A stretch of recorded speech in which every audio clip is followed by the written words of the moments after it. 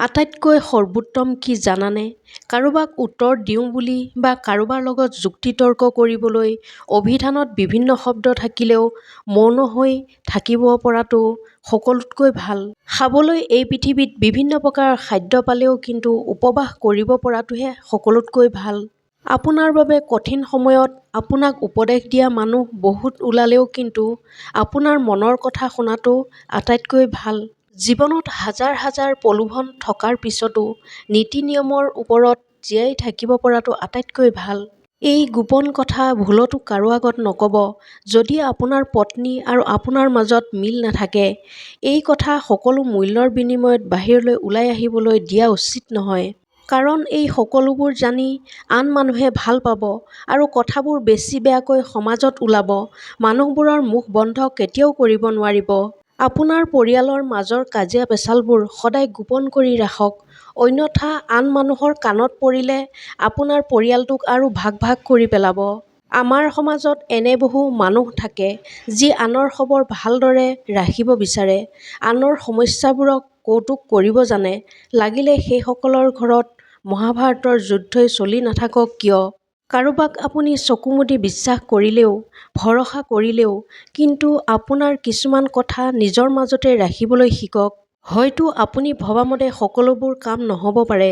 সেইবাবে বিফলতাৰ লগত মুখামুখি হ'বলৈ সাহস গোটাই ৰাখক আৰু নিজকে পৰিৱৰ্তনৰ বাবে সাজু কৰি ৰাখক। যিবোৰ কাম বা সমস্যাক আপুনি নিয়ন্ত্ৰণ কৰিব নোৱাৰে, সেইবোৰ কথাক লৈ মানসিক চাপত থাকি সময় নষ্ট নকৰিব। আপুনি কিদৰে আপোনাৰ ভেলু বঢ়াব? তুমিতো ঘৰৰ মানুহ, তোমাকতো এতিয়া মাতিব লাগিবনে আৰু?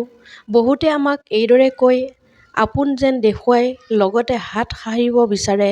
কিন্তু এতিয়া মাথো এক প্ৰকাৰৰ কাল্পনিক সংলাপহে, যিটো মানুহে মাথো নিজকো বচাবলৈ চেষ্টা কৰি কয়।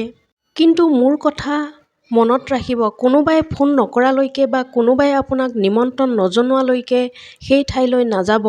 সেয়া লাগিলে আপোনাৰ বন্ধু বা আত্মীয়ই নহওক কিয়। বেছিভাগ মানুহৰে এটা স্বভাৱ যে তেওঁলোকে আনৰ সকলো কামতে ভুল ধৰিবই, সুত উলিয়াবলৈ চেষ্টা কৰিবই। আপুনি এনে লোকৰ কথাত নিজকে ব্যস্ত নাৰাখিব।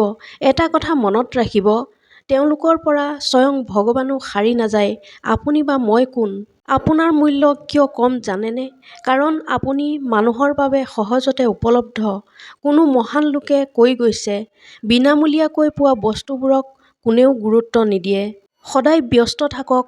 আনক দেখুৱাবলৈ গৈ ব্যস্ততাৰ ভাও ধৰাৰ কথা কোৱা নাই।